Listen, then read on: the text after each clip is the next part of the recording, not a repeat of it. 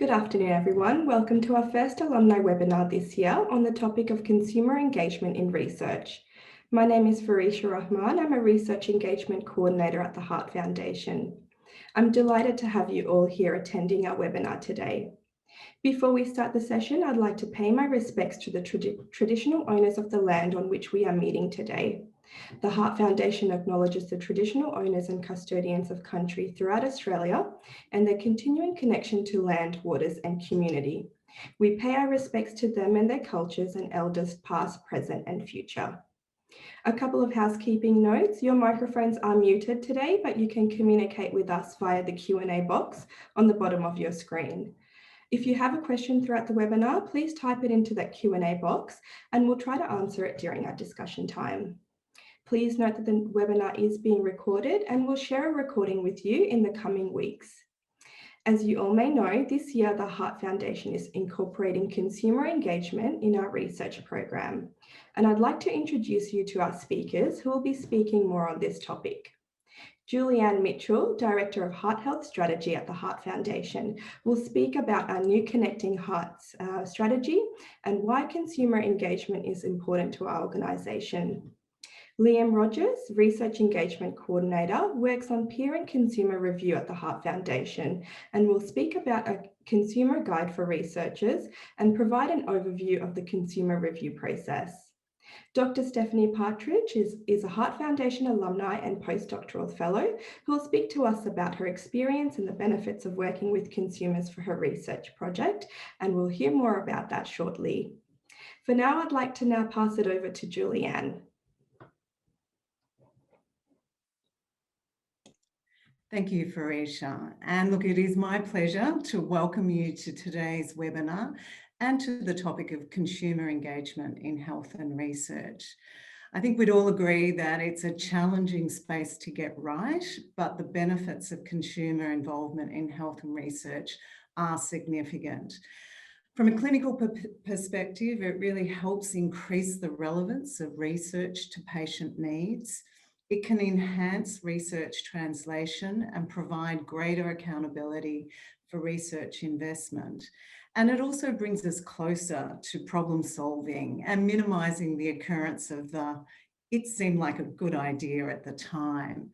So as many of you know, the Heart Foundation works to 3-year strategic plans, and we've just spent the last year consulting with our consumers that include clinicians, researchers, those with the lived experience, and many more. And they've helped to refine our focus and our intent in terms of what we plan to deliver over the next 3 years.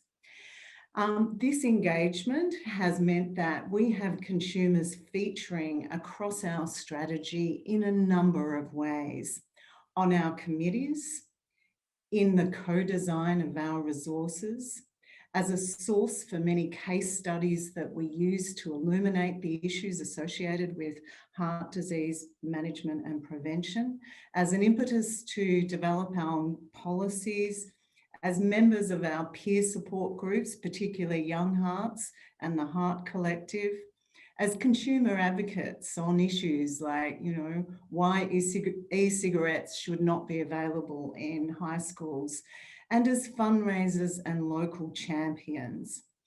We believe this engagement with consumers across the care continuum is essential to improving health outcomes, and certainly with the rapid advances in digital technologies that we've seen, particularly in the last 12 months under COVID, we see our engagement as important and as a way to ensure that healthcare is delivered in a timely, accessible, convenient, and close to home option.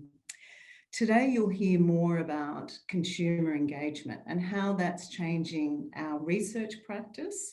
And you'll also hear about novel ways of keeping consumers engaged by virtue of having a phone in their hand. So I trust that you'll enjoy the next 2 presentations, and it's now my delight to introduce Liam Rogers, who is the Research engagement coordinator here at the Heart Foundation and manages our consumer involvement in our research processes and in our peer review programs. I'll hand over to Liam. Thank you, Julianne. Hi, everyone. I'm Liam. I look after the peer and consumer review committees in the research team. Today, I'll be taking you through the importance of consumer engagement, how and when to talk through considering involving consumers, and then talking through the Heart Foundation consumer review committees. So Julianne just touched on the organisation as a whole, but as a research program, there are a few overarching reasons as to why we're moving towards more consumer involvement and engagement. As an organisation, the Heart Foundation's aim is about improving the heart health of all Australians, and the research we fund should reflect this too. Being a charity, we rely on donations from the public and therefore have finite resources. As a result, we have an obligation to our funders, the public, to ensure that we're funding relevant research with impactful outcomes. The Heart Foundation research program also wants to bridge the gap between the research we fund and the public's understanding of the research and where it could potentially lead. By involving the consumer voice, it allows us to translate results and will ensure that we're able to continue funding more research into the future. Moving on to consumers in research more broadly. So involving consumers in research ensures that issues that are important to consumers are both identified and prioritised. Only with the participation of consumers can we ensure that both the questions being asked and the answers being pursued are rooted in the most beneficial context possible. Including consumers can also have benefits including greater support and reach with the dissemination of results, and consumer involvement can really help with the translation of research findings into practice. But what is a consumer in research? So there is a general misconception that a consumer in research is the general population. However, in reality, it depends on your project as to which type of consumers you recruit. Consumers can be people with lived experiences, their carers, families, friends, representatives from consumer organisations, health professionals, policymakers, lawyers, the list goes on.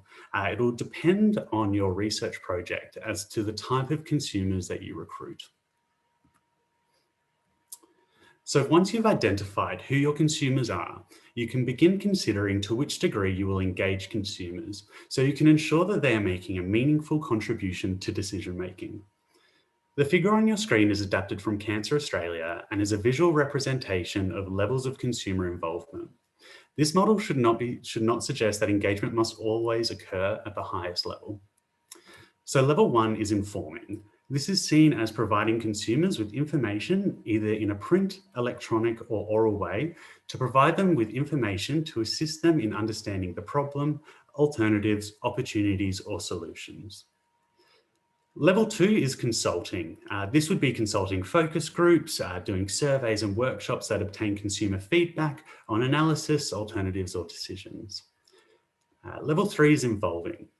This would be where you would recruit, provide training and facilitate consumer involvement to ensure that any concerns and aspirations are consistently understood and considered. Level 4 is partnerships. This is where you would be more likely to engage with the consumer organisation to collaborate each aspect of the proposal, including the development of alternatives and the identification of preferred solutions. And level 5 is consumer-led. So the consumers will set the priorities, lead major activities, and will have final decision-making capabilities. We imagine that most consumer engagement will sit around the level 2 or 3, and that's completely fine. Again, just reiterating the point that there is no single method of consumer involvement that is better than the other. We're now going to go back to basics here and talk through the research cycle and talk through the kinds of things you should be considering as you begin each stage of the research cycle. So the first stage is deciding what to research. So the first stage of a research project is the best time to plan for any consumer involvement. It may be tempting to consider this a precondition of consumer involvement, that to solicit the participation of consumers, researchers need to give them some reasonably detailed idea of what the research project will entail. but this common mistake can prevent consumers from having their deepest and most beneficial impact on a research study. Instead, this is the perfect stage at which to discuss issues surrounding the research topic and the possible benefits of the project to the consumer. Researchers are often surprised to find that consumers have valuable contributions to make even before a project has been completely defined. Once the project is sufficiently well defined, researchers should prepare a plain language summary of its subject, scope, and methodology. Consumer involvement activities can be planned at this stage as well. The character and scope of consumer involvement, along with any required training, support, and remuneration, should be noted in an outline that will be fleshed out in the following stages. The next stage is deciding how to do it. So consumers can provide valuable commentary on elements of a research project's methodology, particularly its documentation. So this includes materials such as consent forms and information sheets intended for use with other consumers, but it can also encompass operational documents like grant applications that benefit from the perspective of the very consumers the project is ultimately intended to benefit. It's not too early at this stage to consider how to disseminate research findings as widely as possible, especially to groups who may not have been previously served adequately. In some cases, consumers even have talents and abilities to serve as co-authors. The third stage is doing it. So before the research project begins, all training requirements for consumer representatives should be identified and a complete training regimen developed for each role fulfilled by a consumer participant. Training should begin as soon as possible, but not before consumer participants are made fully aware of the project's timelines and the project's confidentiality requirements. As the project proceeds, regular discussions of the researcher's progress can help consumers remain engaged and can generate valuable insights for researchers themselves. When the project's findings start to round into view, researchers should solicit the participation of consumers in drafting reports and policy recommendations.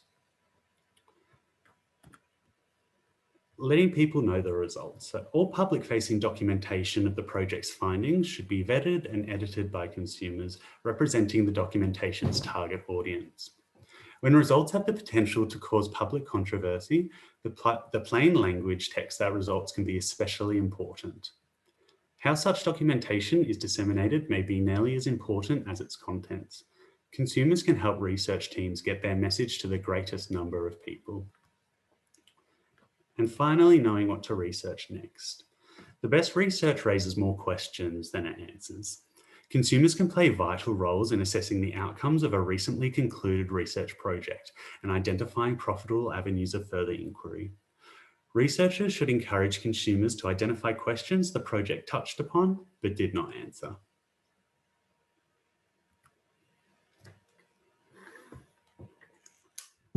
We're now going to talk through some examples of consumer involvement. So the Consumer and Community Involvement Program has developed a range of examples of ways to involve consumers in research. This is by no means an exhaustive list. So consumer and community reviewers, this is generally a one-off activity where consumers provide feedback on a document or research idea. Involving consumers in reviewing documents or ideas can assist in ensuring they're easily understood. It can also be very helpful in detecting jargon and acronyms. So documents that are commonly reviewed by consumers include information sheets, consent forms, plain language summaries, etc. Research buddies are consumers who can help provide the link between the researcher and the community. Some researchers have little or no contact with the people affected by the condition they're studying. So this is a little less of a formal friendship. Research buddies and researchers may meet 2 to 3 times per year to discuss various aspects of the research, from aims to results and new ideas. Research buddies may also help to raise awareness of the research and help with the sharing of translations of findings. Research buddies can be particularly helpful when the researchers are using linked data or working in a laboratory where they don't have direct contact with consumers. Reference groups are made up of 4 or more consumers who provide advice on a particular project. Reference groups can be used either at a particular stage of a project or throughout the course of a project. Reference groups meet a number of times and may provide advice on when planning the research, give feedback on research documents, and assist in getting the research results out to the wider community. Advisory groups are made up of 8 to 12 consumers who provide input across a program of work rather than a particular project. Having consumers involved at a strategic level can often bring new and different perspectives.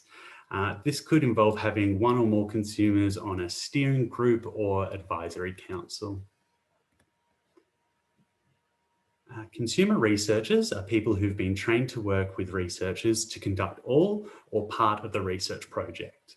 They might be involved in developing the methodology of the study, interviewing other consumers, co-facilitating focus groups, or analysing results of interviews or questionnaires.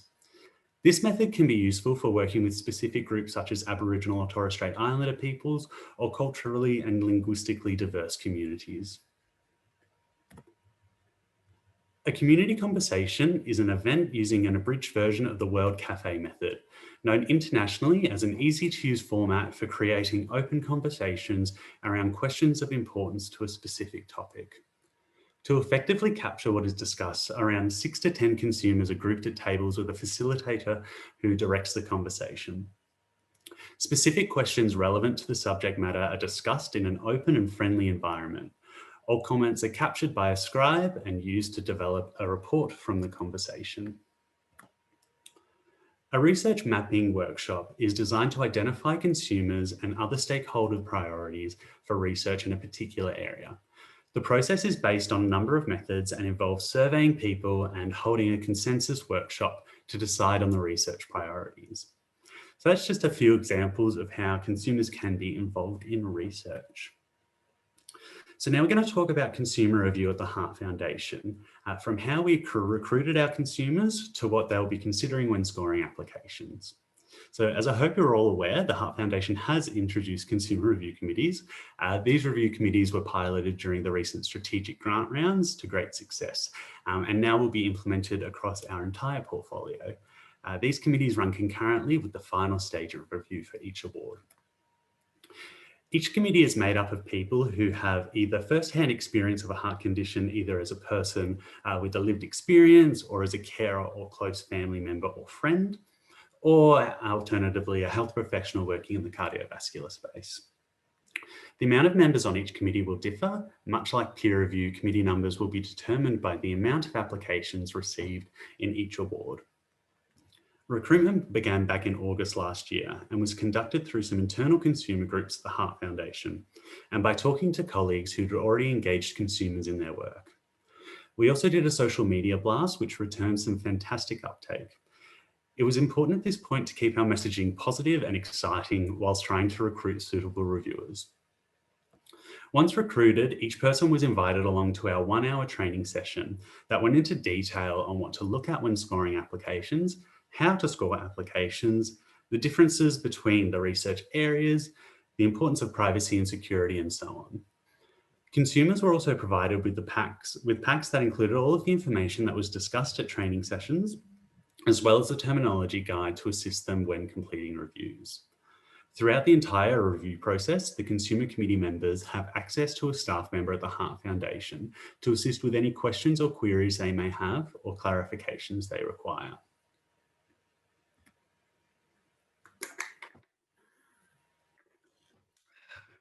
So that's a little bit of a background of the review committees. We thought we'd now talk through applications to give you some tips and take you through some examples of questions that require answers suitable for a consumer audience. So prior to beginning any applications with the Heart Foundation, we highly recommend that you read through the funding guidelines and consumer guide, both available on our website. This is so you can ensure that you're addressing the consumer review criteria in your application. Whilst completing your application in the portal, you'll also note that some questions require you to answer in lay terminology. Now, this is either because it's a requirement for consumer review or because the Heart Foundation might use this to promote your research if you're successful. On your screen, there are a few links to resources that can help with writing in lay terminology. All of these are available in the Consumer Guide for Researchers. On your screen now are the questions across our funding programs that require answers in lay terminology. Across all awards, the consumer panels will be scoring on the criteria of the significance and potential impact of the research proposals. This means that consumers will be considering the expected outcomes the research may have on the heart health of all Australians. However, each award has differing questions that will be presented to consumers in order for them to determine their decision. We're now going to look directly at 4 questions that apply to all of our awards. So here are the 4 questions. Consumer engagement is the first question that is consistent across all of our funding programs. So this is your opportunity to outline your plans for consumer engagement and participation. So if you've already engaged consumers in the planning stage of your proposal, you should include that here. If your project is part of a larger study that will be including consumers at a later point, this should also be clearly outlined when addressing this question.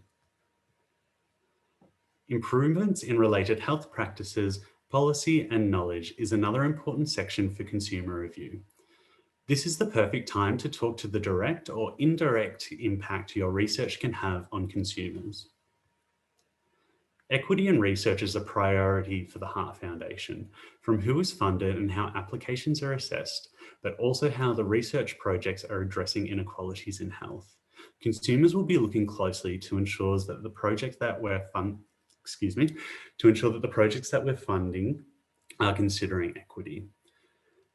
And when it comes to research plan and figures, the expected outcome section will be the only section that consumer reviewers will assess. This is because the expectation is that the terminology used in the remainder of the research plan and figures to explain your methodology, etc., will be too scientific for a lay audience. So now that we're aware of what consumers will be reviewing, we'll now look at how consumer review impacts on peer review. So it's important to note that peer review is still a very large part of the application assessment process. Consumer review only occurs in the final stage of each given award. So some of our awards have 1 round of assessment, and that's when consumer review will occur. However, most of our awards have 2 stages, and so consumers will only be involved in the 2nd stage when we have a more concise list of applicants. Peer review will continue to assess applications based on scientific merit, with 70% of the final score being taken from peer review, whereas consumers will not be assessing anything scientific and instead will be focusing more on the potential impact the proposal can have on the heart health of all Australians, with 30% of the final score weighted to consumer review.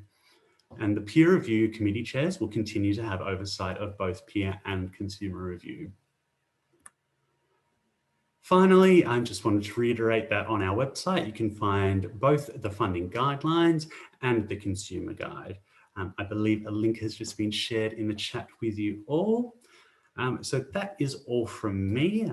Thank you all for listening. I will now pass over to Dr. Stephanie Partridge. So Stephanie is a current Heart Foundation postdoctoral fellow, co-funded with NHMRC, and is here to talk about how she involved consumers in her research projects. So welcome, Stephanie.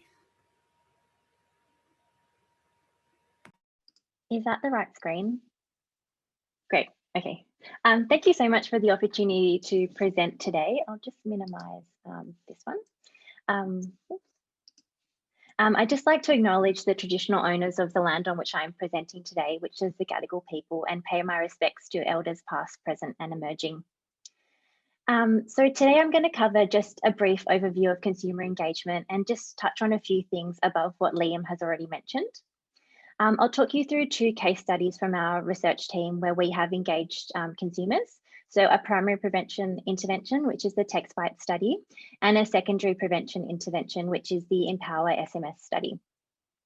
I'll also talk you through some our further work with consumer engagement and adolescent population, and as well highlight some challenges and benefits that I've experienced along the way. So I guess, as Liam has mentioned, we're really familiar with this relationship in that the research team is the one that develops the research ideas, and then this drives then the research outcomes and impact. But as we've heard today, adding consumers to this to this mix is really important, because we know that consumers can add so much more value to our research, particularly our research outcomes. But one of the things I really wanted to highlight is that consumer engagement is really dependent on your research project, and as well as the broad area of research that you're working in. So it's going to look very differently for someone working in a lab-based research project right up until someone working in health services research. But I guess within this tri-directional model that I've put together, I really just wanted to highlight two key relationships. So the relationship between the research team and the consumer, and the relationship between the consumer and the research outcomes. So often when consumers can be involved in research, but it's totally geared towards the research team, that relationship can become quite tokenistic. You might be only involving consumers because you need to for a research grant or for a publication, but they often do feel when their relationship is tokenized. And particularly for the population that I work with in adolescents, they often feel like their voice is tokenized in the chronic disease discussions. But I also wanted to highlight that if the relationship is tipped the other way, and it is really consumer-focused research and consumer-led research, and those consumers are not representative of the full population group that they're meant to represent, or that particular health condition, then that intervention or research might be biased towards those consumers' lived experience. And it also might disregard the wealth of knowledge that the research team has developed over the course of their careers. So it's really important to get that balance right between in this relationship. And as Liam has already mentioned, we know that consumers can have tremendous impact on our research and as well as our impact. But I think the thing that we also need to remember is that we need to think about what are the outcomes for consumers and what do they get out of the experience. Obviously, they give us a lot of their time in contributing, so that an outcome for them might be that they want to be paid for their experience. But in the population that I work in, often young people often want leadership opportunities or just opportunities to upskill in a particular area. So I think we really need to be conscious of, as well as thinking about our research outcomes, but thinking about what is the best outcomes as well that we can give for consumers. So I'll just quickly take you through two case studies from our research group where we have used consumer engagement. So the first one is my postdoc research, which was funded by a National Heart Foundation postdoctoral fellowship. So this is the text bite study. So this focused on the prevention of obesity and improving lifestyle behaviours in adolescents. And the other study that I'll take you through is the Empower SMS study, which is led by a PhD student within our research team, Anna Singleton, who's about to submit her thesis on this topic. So this is about improving women's health, self-efficacy and physical and mental health outcomes after breast cancer treatments. So a lot of the risk factors for breast cancer are very similar to those for cardiovascular disease. So these two studies are both text message based 6-month interventions, and they're both grounded in the same evidence that we know that at the time there was evidence to demonstrate that text message interventions can improve lifestyle behaviours for patients, particularly with cardiovascular disease. But there was less evidence in these two population groups, and these two population groups were much in need of healthcare services. So the first thing that Anna and I did was that we established relationships with multidisciplinary teams. And these can, as Liam has mentioned, can be considered consumers. So for the text bite study, there's very few actually publicly available obesity prevention options for young people, but there are a few clinics available. So I formed a relationship with clinicians at the Westmead Weight Management Clinic at the Children's Hospital. And for Anna, this was forming a relationship with the clinicians at the only publicly available breast cancer institute across New South Wales, which is the Westmead Breast Cancer Institute. And we also formed a core team of researchers to work on our studies. The next step for both of us was we engaged with a consumer researcher. So for me, I was looking for a young person who didn't have any lived experience with any particular health condition. I was just looking for a young person, I guess, who knew how to be a young person. So that for me, so young people in Australia, they're often working or studying, and they need part-time work. So it was very reasonable for me to be able to pay this person for their time and contribution to my research study.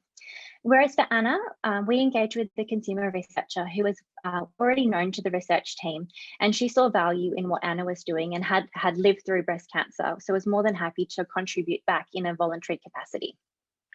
So we worked with our two consumer researchers to develop the content of our interventions. So we weren't asking these consumers, to develop sample size or to do the ethics application. Their role was to really ensure that there was a consumer voice in the initial development of our study. So for the text bite study, that was making sure that the messages were youth friendly and that they addressed topics that were of relevance to young people. And for Anna's study, that was ensuring that that consumer, all the messages were relevant to people that had just been through breast cancer. So obviously we didn't want just one consumer's point of view in our research studies. We wanted a range of consumer reviews. So for the text bite study, we went further afield and we engaged with a multidisciplinary team of consumers to help review the text message bank. So this involved teachers, parents, as well as clinicians with expertise in eating disorders, as well as exercise physiologists, adolescent health physicians, and adolescent GPs with experience working with young people. And then we also took the messages to a further 25 young people, a diverse group, to be reviewed. And this was similar for Anna as well. We had a consumer review panel of oncologists, breast cancer surgeons, as well as exercise physiologists, breast cancer nurses, and everyone that could potentially be involved within their care. We also had the messages reviewed by 14 women with lived experience of breast cancer. And I guess this led to the development of our interventions, and our interventions were both text message interventions, but both had slightly different focuses in the message bank. So for the young people, they hadn't lived through any particular health condition. So we had to relate the messages to behaviours that were relevant to important youth issues. So they weren't at all focused on obesity or at all focused on cardiovascular disease or any health outcomes. They were focused on climate change, mental health and education, because we know that these are really important issues for young people. Whereas for Anna's study, the intervention also focused on behaviours, but it was really important to include experiences of breast cancer because that was something that was very real to women and they had just experienced that. So these two studies, or the text bite study is still ongoing and the Empower SMS study is now complete. So we will, for the text bites, discuss all of the results in partnership with our newly formed youth advisory group. And for Anna's study, it will be discussed in partnership with our consumer researcher and our multidisciplinary team. But I think particularly for me, this experience, we tried to approach our consumer engagement in a really systematic and iterative way. But I think for working with young people, I really felt like there wasn't much guidance on how to do this. And that has led me to complete some further research, which I'll talk you through. So I really realized when I was doing text bites that when we disseminate research about young people is actually really not communicated that well to them. We're not using platforms that are actually used by young people. So to help solve this problem, we started an Instagram and TikTok account where we actually communicate our research as well as other research that we think is relevant to young people. And that helps us to engage with this population and understand what is engaging and what's not. I also formed relationships with key organisations where young people are, so high schools and non-government organisations. And I use opportunities to engage interactively with these populations. So I try to move away from static-based presentations where I can and incorporate workshops or competitions, because this provides valuable insights about what's important to young people.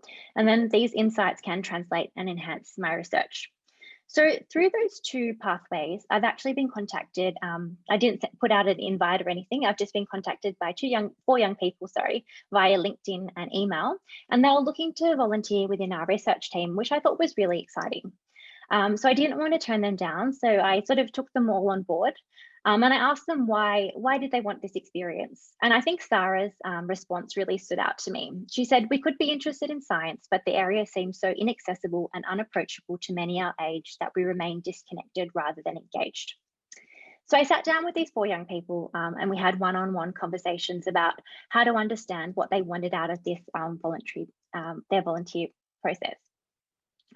All they wanted was really experience working within a research group and they wanted to develop some key skills. So we worked on collaborative participation on some of our existing research projects. So this was the first one was our digitalized study, which was an online study to understand how young people access health information online. So they helped develop questionnaires and they helped pilot those questionnaires with their wider network of friends. And we also focused on what they wanted out of the experience, which was skill development in scientific writing and literature searching. So with Sarah, she was really interested in scientific writing. So together we wrote a paper for Frontiers for Young Minds, which is a scientific journal for young people. And we're able to write about a topic that she was really interested in, which was the effects of junk food on our on health outcomes in the short term and the long term. And that paper now is under review, which is really exciting, and I think a really exciting outcome for her as well.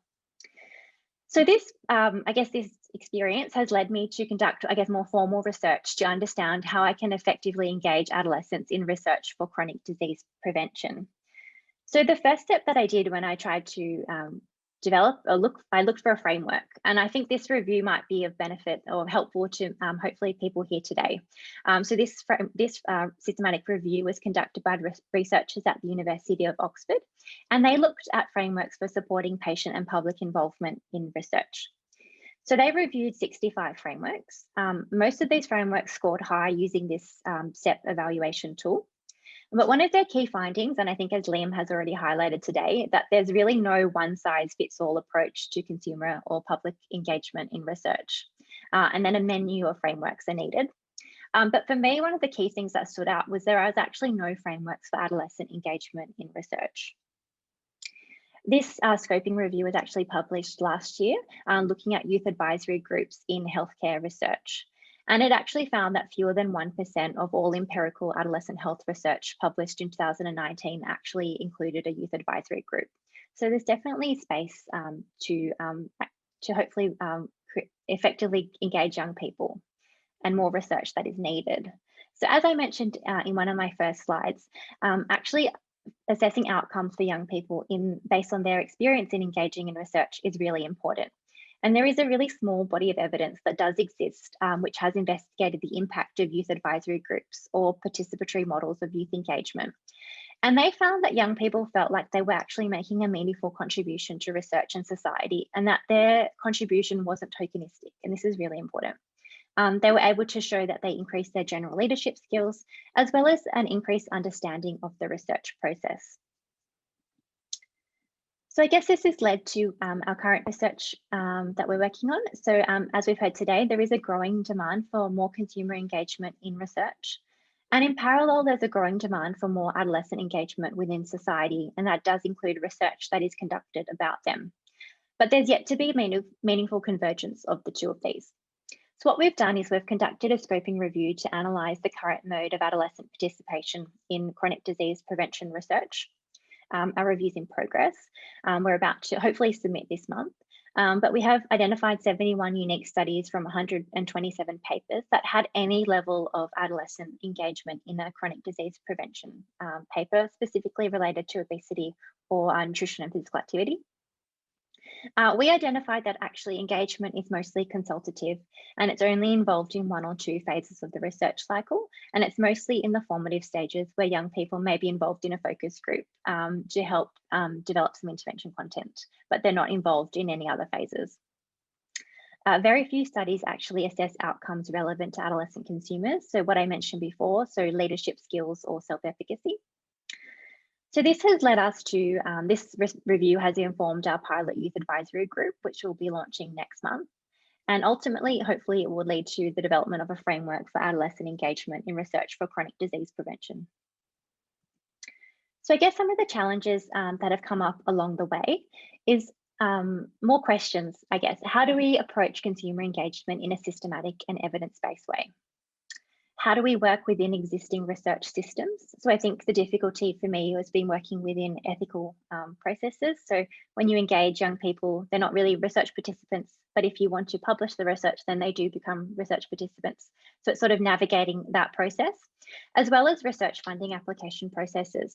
So last year I tried to add a young person as an AI they'd contributed significantly to one of the grants that I was about to submit, yet they couldn't create a Sapphire account because they didn't have an institutional email address. And then I thought it's a lot to ask of a consumer to actually create a Sapphire account. So I think there's a lot to be done sort of in that space to make adding consumers within research funding applications like an easy and efficient process. How do we build and foster relationships that are equal with consumers? And how do we understand what outcomes are important for consumers, and how do we evaluate these outcomes? There's definitely been some clear benefits. So research and science is more accessible to consumers. There's a potential to increase consumer perceptions of the value of research. There's opportunity to gain new perspectives on existing problems, as well as the potential to create capacity building opportunities for consumers. Thank you. Thank you so much, Stephanie, for such a great presentation.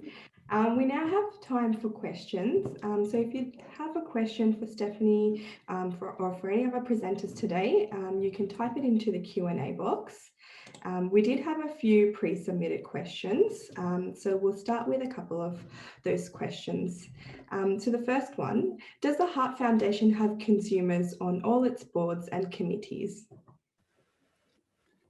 I'll take that one. So currently there are not consumers on all boards and committees. However, as Julianne mentioned earlier in the presentation, throughout the Connecting Heart strategy, our commitment to including consumers is key. So we are really hoping to see more consumers across Heart Foundation committees in the near future. Fantastic. Thank you, Liam. Our next question, how should consumers be involved in a study that involves analysis of information collected as part of a cohort study or in the context of basic research? Yeah, so we have received quite a few questions regarding how to involve consumers in specific pieces of research, such as basic research or research that involves analysis of information. And I think the best way we can address this is by going back to the basic detail that not all consumers are the general public and not all research can include consumers at every single stage. You should really think about why you're conducting your research, who will be the end users, because they'll be your consumers at the end of the day. You should also think about, as we mentioned during the presentation as well, it's really important to remember that the type of engagement in each application is not being assessed against one another. What is being looked at is whether you are including consumers and how well thought out the engagement piece is. If we were to revisit the examples of consumer involvement, research buddies as well are a really highly effective way to involve consumers in research areas that may be a little bit less people-facing. Great, thank you, Liam. We had a couple of questions about our consumer review committees. So the first one, are consumers recruited for the committee volunteers? Sorry, I muted myself. Yes, they are. They are all volunteers, which is really, really good. So we had, I think that just really shows how willing people are to have their voices heard in research. Something else that was really quite interesting with the people that put their hands up was the range of people that we got who were interested. We had people from different genders and backgrounds and age groups were the biggest ones that I noticed. We had people in their 20s and up to people in their 50s, 60s, etc. So I think it really shows the broad range of consumers that we have that are really interested in having their voices heard. Fantastic. And I know you mentioned that training is provided for our consumer review panels. So we had a question about if training is conducted to our consumer review committee. Yes. So they're invited to a 1-hour training session that goes through absolutely everything that they should need to know. And again, they have contact with us at any point of the reviews. They can pick up the phone, send an email, whatever, we're there. Great. Go to our next question.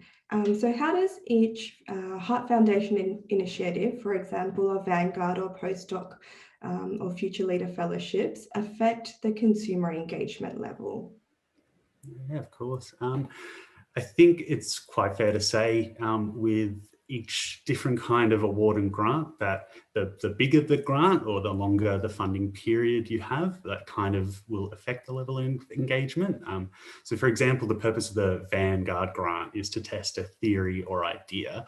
So when we talk about consumers, it might be gathering their input in the planning or providing detail on where consumers will be involved if this stage is successful.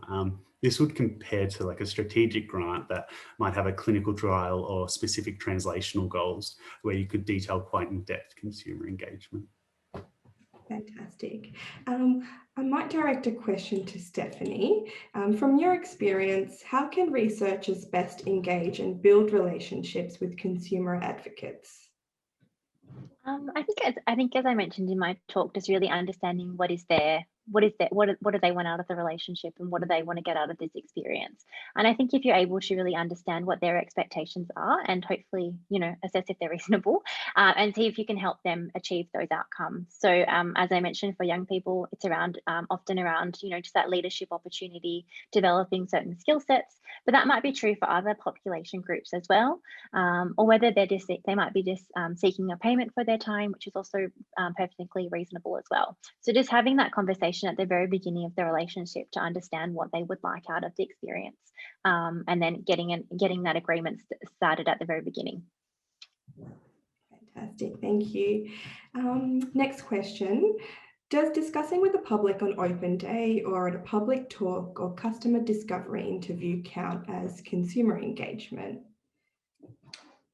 Liam, do you want to help with that answer?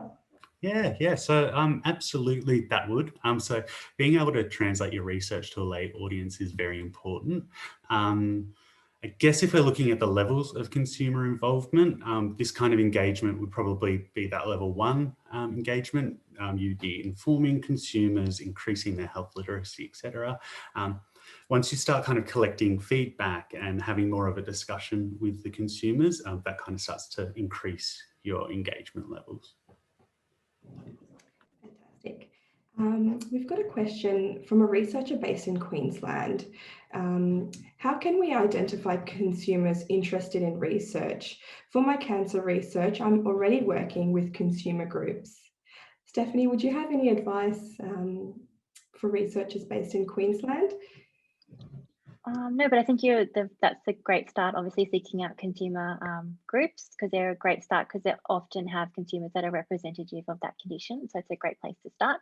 And then, seeing if they're able to offer any support, but then also potentially, obviously identifying them from the other avenues as well. Thank you. I've got one more question for Liam. Will any feedback be provided to researchers from the consumer review panels? Yep. At this point in time, it's not something that is going to be directly put into it. But again, consumer review panels, they're very new. These are all going to be developing over time as our consumers themselves become more, they've got a bit more experience in it as well. They understand how the process works. They've done it a couple of times. We might start looking at that stuff. But yeah, as I said, this is going to be something that we change and we grow and evolve over the next few years. Thank you. Our next question is for the panel. So any insights from the panel on strategies to increase diversity of consumer engagement? I guess, you go, Sean. No, you go, Stephanie. I was just going to say, for the youth advisory group, we're putting in, we're making sure it's a diverse group of across the age groups, as well as young people from rural and regional areas, as well as young people from different backgrounds. We have different quotas within that to make sure that it is representative of hopefully of a lot of different young people. And I think that's one of the great challenges, actually, to ensure that, you do get adequate representation and not tokenistic. And I guess many people watching this seminar would be aware that the George Institute is trying to build a sort of consumer panel.